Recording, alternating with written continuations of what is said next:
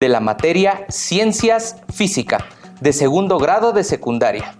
El título de esta sesión es Eficiencia, Energía Disipada y Contaminación. Esperamos que estén muy atentas y atentos y que dispongan de sus materiales para tomar notas. Recuerden tener su cuaderno, bolígrafo, lápiz y su libro de texto. Es importante que escriban en su cuaderno las ideas principales que identifiquen y las dudas que les surjan.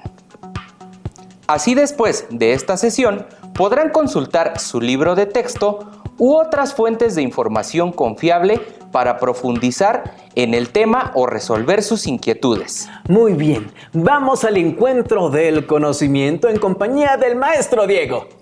Empecemos anotando las preguntas que nos llevarán a conocer más. Anótenlas en su cuaderno. ¿Qué es una máquina térmica? ¿Conocen los motores de combustión? ¿Qué es la eficiencia de una máquina? ¿Cómo se calcula la eficiencia? ¿Qué pasa con los residuos de una máquina térmica?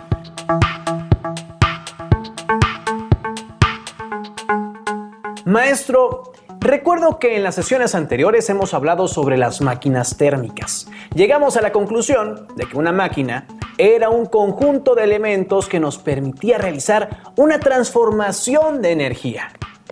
Así es.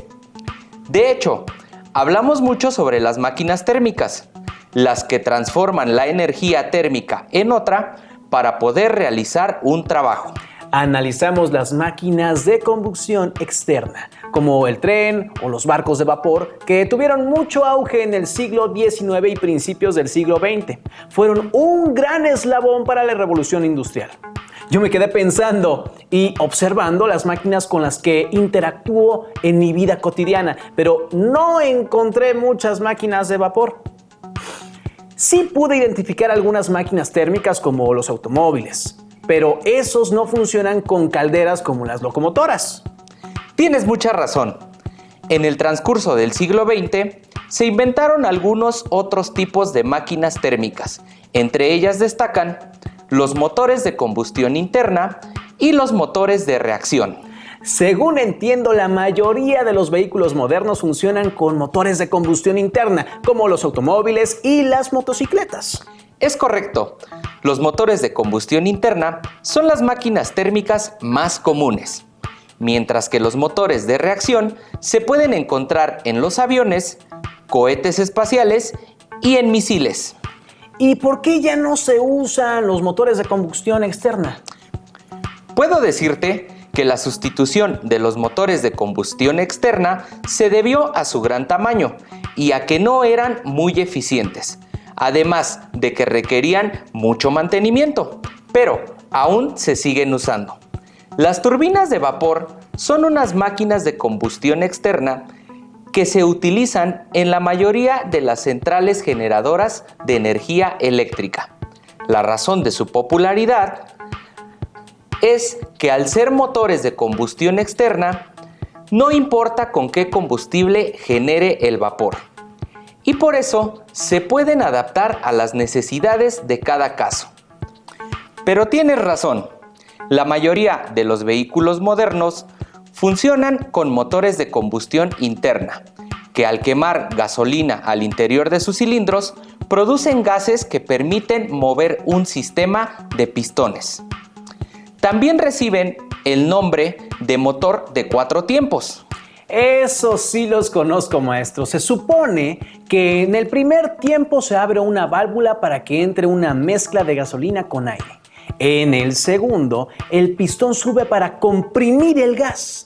El paso 3 es cuando el pistón alcanza su máximo recorrido, entonces se produce una chispa eléctrica que provoca una explosión con la que el pistón es empujado hacia abajo. Por último, en el paso 4, el pistón sube, pero se abre una válvula para que salgan los gases que resultaron de la combustión. Lo explicaste perfecto. Así es como funcionan los motores de 4 tiempos. Pero antes de mi explicación, usted dijo algo que no me quedó muy claro. Dijo que los motores de combustión externa no eran muy eficientes. ¿Qué quiere decir con eso? ¿Alguna vez has tocado el cofre de un auto después de que estuvo andando un tiempo? Sí, cuando un carro lleva mucho tiempo funcionando y tocas el cofre, este se calienta. Tienes razón. Resulta que en una máquina térmica no toda la energía que suministramos es transformada en energía mecánica para producir un trabajo. De hecho, gran parte de la energía que invertimos se pierde en forma de calor.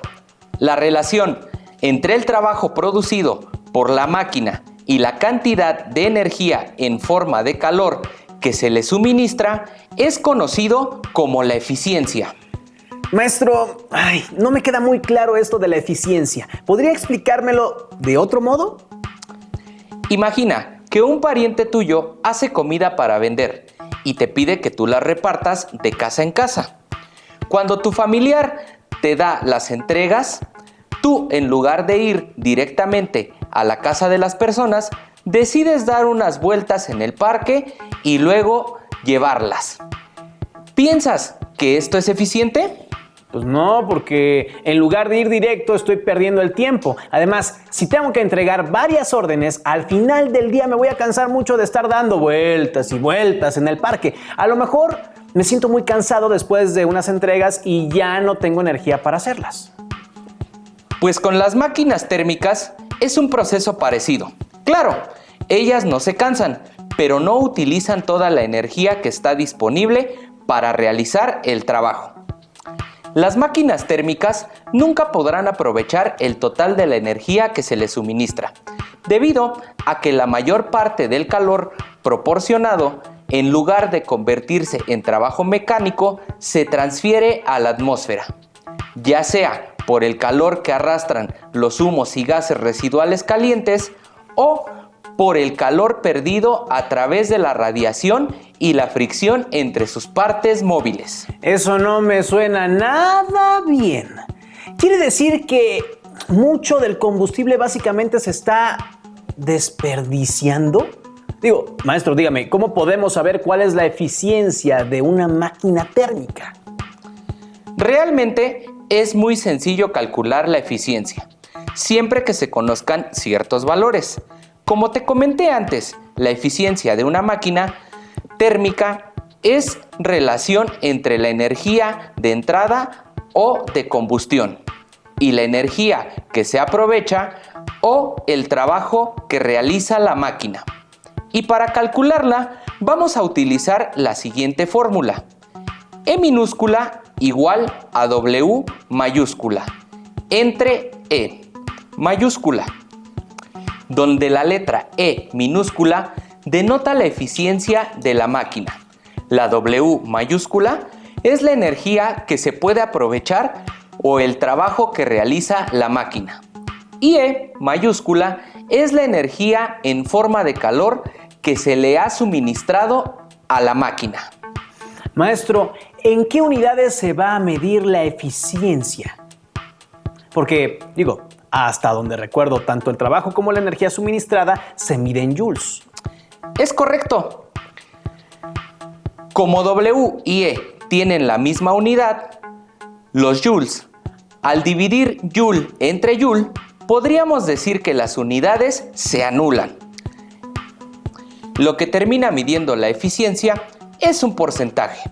El porcentaje de energía que se utiliza para realizar un trabajo con respecto a la energía que fue suministrada a la máquina. ¿Podríamos realizar un ejemplo para que nos quede más claro sobre todo lo que se refiere al porcentaje? Muy bien. Digamos que se desea conocer la eficiencia de un motor de combustión interna que realiza un trabajo de 76,000 joules cuando se queman 100,000 joules de energía. Enrique, ¿podrías decirme cómo queda la sustitución? Vamos a ver. Tenemos que W es igual a 76,000 joules, mientras que E mayúscula es 100,000 joules. Al hacer la división nos da como resultado 0.76. Sí, 0.76. Ahora, para obtener el porcentaje, vamos a multiplicar el 0.76 por 100 y nos da un valor de 76%, lo que indica que a la máquina de este ejemplo se le ha suministrado una energía de 100.000 joules y nos entrega un trabajo de 76.000 joules, obteniendo una eficiencia del 76%. No fue tan difícil, maestro. Si en este ejemplo se transformó en trabajo el 76% de la energía, ¿qué le pasó a lo que faltaba para completar el 100%? El porcentaje que resulta de restar 100 menos 76 es 24 y representa la energía que se ha perdido en forma de calor. A esta energía se le llama calor disipado. Siempre que queramos conocer cuánto calor se ha disipado, debemos restar 100% menos la eficiencia. Ahora tengo la duda de cuánto es la eficiencia de las máquinas térmicas que usamos en nuestra vida diaria. La verdad es que no son datos muy alentadores. Las máquinas de vapor podían tener una eficiencia que oscilaba entre el 20 y 35%. Los motores de gasolina tienen una eficiencia muy similar, entre el 20 y 30%. Aunque se han reportado casos de motores de gasolina, de autos de carreras, que han alcanzado una eficiencia de hasta 50%. Por otro lado, los motores a diésel tienen un máximo de eficiencia del 40%. Maestro, pero entonces se pierde mucha energía. Las máquinas de vapor están disipando un calor de entre 65 y 80%, casi todo eso se pierde, ¿no?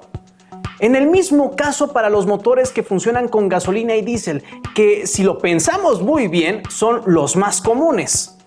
¿Tiene algún efecto el calor disipado en la atmósfera? Para ayudarnos a responder esa pregunta, vamos a ver el siguiente video. Rayos, estoy sudando. El calor es demasiado fuerte para haber salido a correr hoy. Híjole, debí haberlo pensado mejor. Bueno, nada mejor que una buena sombra para reponerme. ¿Qué hacen esos chicos de allá?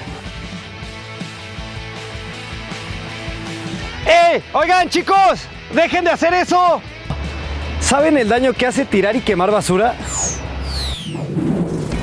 Durante mucho tiempo, las personas han aprovechado la energía térmica de diversas maneras. Por ejemplo, la máquina de vapor utilizaba la quema de madera para generar vapor. Después surgieron los motores de combustión interna, como los que tienen los automóviles que usan gasolina y que circulan hasta el día de hoy. Estos motores generan una gran cantidad de dióxido de carbono, aunado a otros gases. El calor o energía térmica permite obtener energía mecánica y eléctrica, lo cual tiene muchas ventajas, pero ¿se han preguntado qué inconvenientes tiene? En el caso de los motores de combustión interna, la energía que se le provee como calor a la máquina no se transforma íntegramente en energía mecánica, pues una parte se disipa en forma de calor y se va a la atmósfera, aumentando así la temperatura de esta. Otro inconveniente es que durante su funcionamiento, particularmente por la quema de combustible, los motores liberan diversos gases, como el dióxido de carbono, el vapor de agua y el óxido nitroso. Al llegar a la atmósfera, estos gases contribuyen a un fenómeno llamado efecto invernadero. ¿Pero qué es el efecto invernadero? Un gas de efecto invernadero es un gas de la atmósfera que absorbe y emite energía en forma de calor. El efecto invernadero es un proceso natural en el cual parte del calor que la Tierra refleja hacia el espacio después de recibir la energía del Sol se queda atrapado en la atmósfera. Aunque el efecto invernadero es un proceso natural y necesario, el uso de diversas maquinarias a partir de la revolución industrial se ha incrementado considerablemente, a tal grado que el efecto invernadero es más intenso ahora. En la actualidad, muchas otras actividades humanas han provocado que el calor que se irradia de la superficie de la Tierra se quede atrapado en la atmósfera, lo que provoca que la Tierra se caliente más y la temperatura aumente. ¿Por qué se está generando el calentamiento global y cuáles son sus consecuencias? El calentamiento global es la tendencia al incremento en la temperatura promedio de la superficie de la Tierra. En los últimos 50 años, la temperatura promedio ha aumentado y algunos científicos prevén que la temperatura aumentará de 3 a 9 grados centígrados antes de terminar este siglo, si no hacemos nada para frenarlo. Debido al calentamiento global, se han modificado los regímenes climáticos de la Tierra a nivel local, regional y global. A este fenómeno se le conoce como cambio climático. Entre los efectos del cambio climático está el derretimiento de los glaciares, las sequías severas que causan escasez de agua, la potenciación de los efectos de los huracanes, ciclones y tsunamis, el aumento del nivel del mar que provocan graves inundaciones, el trastorno de hábitats como los arrecifes de coral y los bosques, llevando a la extinción a varias especies, las oleadas de calor que pueden provocar la muerte de seres vivos y la aparición de plagas que afectan los bosques y cultivos. Aunque el daño que hemos causado al planeta es irreversible, podemos evitar que aumente con acciones como utilizar vehículos con convertidores catalíticos que reduzcan la emisión de contaminantes, usar al máximo la iluminación natural dentro de casas, oficinas y escuelas, disminuir el uso de combustibles fósiles como gasolina, queroseno y nafta, e incrementar el uso de biocombustibles como biodiesel y bioetanol. Implementar sistemas de control de emisión de gases dañinos en las industrias. Generar energías limpias y renovables como la eólica y la solar. E impulsar el uso de prácticas agroecológicas para cultivar los alimentos.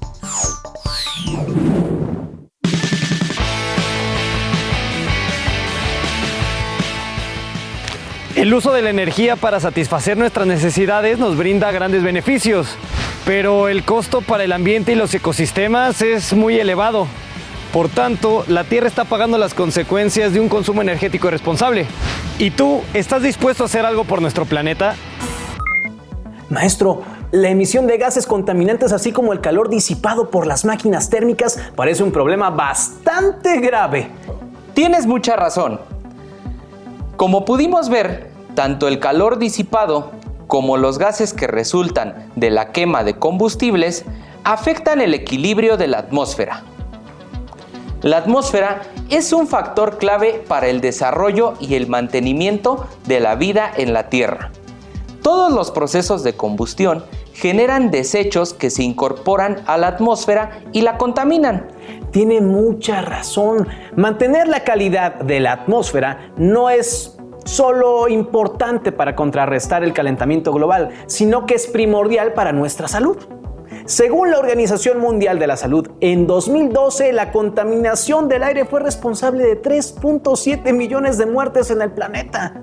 Tan solo en nuestro continente se registraron 58,000 decesos acreditables a la contaminación del aire. Debemos analizar nuestras actividades diarias para tratar de disminuir nuestra contribución a la contaminación. Maestro, me gustaría saber cuáles son las actividades que producen más gases de efecto invernadero en nuestro país. Así podemos hacer, un plan para actuar e intentar reducirlas. Según el último Inventario Nacional de Emisiones de Gases de Efecto Invernadero, dado a conocer por el Instituto Nacional de Ecología y Cambio Climático de México, en el año 2015 se liberaron a la atmósfera 683 millones de toneladas de gases de efecto invernadero. Podríamos desglosar los aportes de la siguiente forma: 64% corresponden al consumo de combustibles fósiles, 10% se originaron por sistemas de producción de ganado para alimento, 8% proviene de procesos industriales, 7% corresponde a emisiones por manejo de residuos, 6% por emisiones fugitivas por extracción de petróleo, gas y minería, 5% se genera por actividades agrícolas.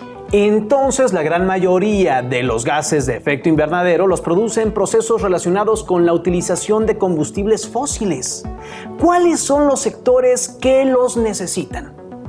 Te puedo decir que las aportaciones de emisiones por uso de combustibles fósiles se reparten de la siguiente manera. El 39.9% lo emiten los autotransportes. Otros transportes como los aviones, barcos y ferrocarriles emiten el 2.9%. La producción de energía eléctrica aporta el 21.8%. Los procesos industriales como la refinación del petróleo o la producción de combustibles genera el 19.5%. Mientras que la manufactura, es decir, las fábricas, producen el 15.9% de los gases de efecto invernadero producidos por los combustibles fósiles. Recuerdo que en México la mayoría de las centrales que producen la electricidad que utilizamos en nuestras casas son termoeléctricas y utilizan combustibles como el carbón o el gas. Es por eso que debemos ser cuidadosos en el uso de la electricidad en nuestras actividades diarias. Sí, tienes razón, pero no solo debemos utilizar de forma más responsable la energía eléctrica. Debemos pensar bien en todas las cosas que vamos a consumir o a utilizar. Enrique, ¿has escuchado sobre la capa de ozono? Pues recuerdo que la capa de ozono es una parte muy importante de la atmósfera, ya que nos protege de los rayos ultravioletas que provienen del sol. Una exposición larga a estos rayos nos puede provocar quemaduras o enfermedades en la piel como el cáncer. Muy bien. Como lo mencionaste, la capa de ozono es de vital importancia para la vida en nuestro planeta. Pero la utilización de ciertos gases industriales causaron un daño muy severo en la capa de ozono, que empezó a detectarse desde el año 1970. En 1974, el químico mexicano Mario Molina advirtió a la comunidad internacional del adelgazamiento de la capa de ozono. Por este descubrimiento, le fue otorgado el Premio Nobel de Química en 1995. Sus investigaciones ayudaron a crear protocolos internacionales para enfrentar con efectividad este problema ambiental. Y ahora entiendo lo que decía. Debemos ser conscientes de que todo lo que utilizamos, ya que pequeñas acciones diarias pueden repercutir enormemente. Sí, de hecho, los gases que deterioraron la capa de ozono se utilizaban en artículos tan comunes como las latas de fijador para el cabello o en los refrigeradores. Parecería que son productos sin importancia por ser tan cotidianos, pero se estima que la recuperación de la capa de ozono no ocurrirá sino hasta la década del 2060. Bueno, aún falta mucho tiempo para eso. Entonces, es importante que no sigamos contaminando más. Dígame, maestro, ¿qué podemos hacer para reducir nuestro impacto en el medio ambiente? Voy a mencionar algunas acciones, pero tú después ¿me ayudas con otras? Podemos utilizar focos ahorradores en nuestras casas para disminuir el consumo de electricidad. Utilizar bolsas de tela y no de plástico. Evita que se genere basura y, además, ya no será necesario producir tantas bolsas de plástico. Se me ocurre también que podemos comprar alimentos que no estén envasados ni empacados. Así también evitamos envolturas plásticas. Enrique, ¿qué idea se te ocurre para disminuir el consumo de combustibles en el autotransporte? Tratar de usar más el transporte público o, si es posible, caminar. También pienso que para ahorrar energía eléctrica en casa siempre hay que apagar los aparatos y los focos que, no se utilicen. Son excelentes ideas. Alumnas y alumnos que nos ven desde casa, escriban en su cuaderno cuando menos 5 acciones que pueden realizar para reducir el consumo de combustibles fósiles o disminuir la cantidad de basura que producimos. También realicen un collage de imágenes referentes a las máquinas de combustión. Recuerden que reciclar y reutilizar también es una manera de ayudar al medio ambiente. Tienes muy buenas ideas para ayudar a reducir los efectos de la contaminación. Estoy seguro que en casa encontrarán alternativas igual de útiles y prácticas. Con todo lo que revisamos hoy, estoy seguro que todos ustedes que están en casa pueden responder las preguntas que hicimos al principio. ¿Qué es una máquina térmica? ¿Conoces los motores de combustión? ¿Qué es la eficiencia de una máquina? ¿Cómo se calcula la eficiencia? ¿Qué pasa con los residuos de una máquina térmica? No olviden compartir lo que aprendieron con su familia. Invítenlos a evaluar sus acciones y la forma en la que éstas repercuten en la contaminación del medio ambiente. Recuerden consultar su libro de texto en el tema relacionado para que puedan conocer más y resolver las dudas que pudieron surgir. Maestro Diego, le agradezco muchísimo su intervención en esta sesión. Y a todas y a todos nuestros estimados estudiantes, les invito a encontrarnos en la siguiente ocasión. ¡Hasta pronto!